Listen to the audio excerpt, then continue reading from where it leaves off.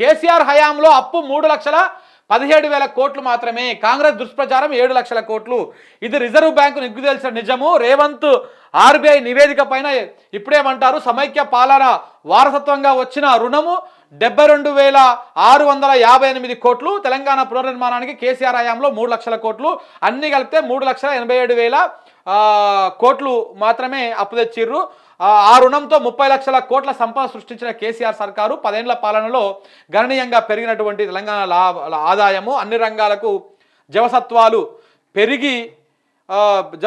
పెరిగిన ప్రజా జీవన ప్రమాణాలు, reserve bank of India handbook 2024లో తేటతెల్లము. ఏడాదిలోనే 80,000 కోట్ల అప్పు చేసినటువంటి కాంగ్రెస్ ప్రభుత్వం కొత్త ప్రాజెక్టులు నిర్మించలేదు, కొత్త పథకం అమలు చేయలేదు. సమైక్య పాలకుల రుణాన్ని ఏడాదిలోనే దాటేసిన రేవంత్ సర్కార్. ఇక చూడండి, కేసీఆర్ ఏం చేసారు, కేసీఆర్ 7 లక్షల కోట్ల అప్పు చేసి అని చెప్పేసి మాట్లాడారు కదా.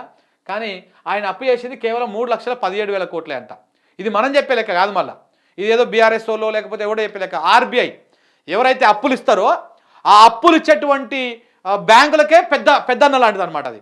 సో అటు ఆర్బీఐ రిజర్వ్ బ్యాంక్ ఆఫ్ ఇండియానే తెలంగాణలో కేసీఆర్ హయాంలో 9-10 సంవత్సరాల తెచ్చినటువంటి అప్పు 3,17,000 కోట్లు అని చెప్పేసి క్లియర్గా వాళ్ళు లిఖితపూర్వకంగా చెప్పారు.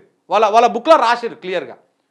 గతంలో మనకు ఏపీ తెలంగాణ ఏర్పడ్డప్పుడు ఉమ్మడి రాష్ట్రం అప్పు డివైడ్ చేయంగా మనకు వచ్చింది 72,000 కోట్లు. ఏది ఉమ్మడి రాష్ట్రంలో మనకు వచ్చింది ఎంత, 72,658 కోట్లు. ఆ రెండు కలుపుకుంటే 3,80,000 కోట్లు.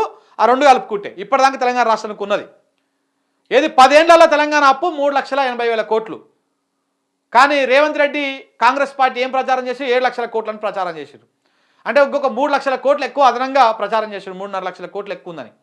దాంతోపాటు పోనీ కేసీఆర్ అన్న కాళేశ్వరమో లేకపోతే ఇంటింటికి నీళ్ళు ఈ రకరకాల కార్యక్రమాల్లో రైతు బంధు పేరు మీదనే పైసలు ఇవన్నీ కూడా చేసిండు కొంత కార్యక్రమాలు. మరి ఈయన అధికారంలోకి వచ్చే సంవత్సర కాలంలో 80,000 కోట్లు అప్పు చేసిండు కాంగ్రెస్ పార్టీ.